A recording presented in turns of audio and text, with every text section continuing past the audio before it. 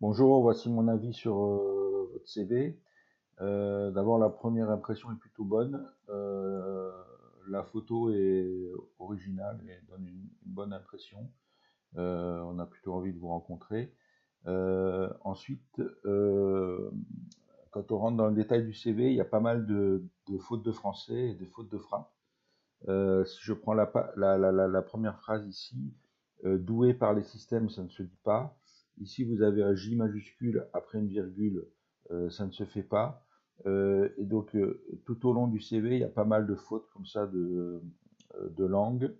Voilà, la détermination du vitesse, c'est de la vitesse. Et ici, vous mettez commande, et là, vous mettez là.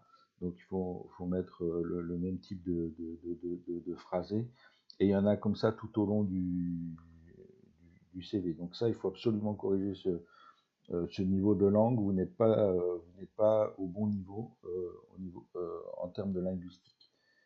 Euh, Ensuite, vous devez revoir la phrase qui est ici, qui est trop longue à mon avis, et ça tombe bien parce que quand vous avez fait des fautes dedans, c'est l'occasion de la réduire et de faire quelque chose d'impeccable. Ça, c'est bien. Euh, cette partie-là, c'est bien. Ingénieur en mécatronique, on n'en a pas besoin parce que c'est déjà là et en plus ce sera ici. Et ça, c'est des choses un petit peu générales. Donc il faut essayer de donner des choses. Ça, j'ai acquis de bonnes qualifications, ça sert à rien. Dites ce qui vous plaît et ce que vous avez de différent des autres.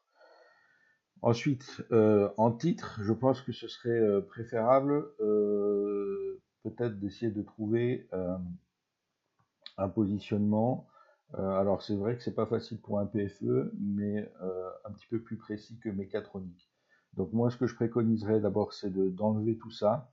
Le baccalauréat, l'institut préparatoire, en fait, on s'en fout. Ce qui compte maintenant, c'est que vous êtes élève ingénieur à l'École nationale d'ingénieurs de Carthage, voilà, et en filière mécatronique, si j'ai bien compris.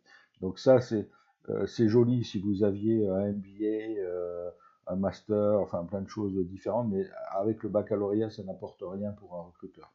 Donc ici, je préférais que vous ayez juste une ligne avec 2018-2021, élève ingénieur en mécatronique à l'école de Carthage. Voilà, et ça va vous faire gagner de la place pour le reste. Donc ici, je vous proposerai simplement à la page de mettre profil, de mettre passionné par les systèmes embarqués et les nouvelles technologies, je recherche un PFE dans ce domaine. Parce qu'il faut dire au recruteur ce que vous voulez, ce que vous cherchez. Parce que c'est pas au recruteur d'arriver à faire le tri dans toutes vos compétences de ce que vous voulez. Et vous pouvez avoir plusieurs CV, chercher dans plusieurs différentes sociétés, plusieurs approches, mais il faut faciliter le travail et dire ce que vous pouvez proposer à l'entreprise et ce que vous avez à offrir. Ensuite, vos expériences ici sont relativement détaillées. Il me manque simplement quelques résultats. Alors, les mots-clés, je pense que vous pouvez les enlever, à mon sens.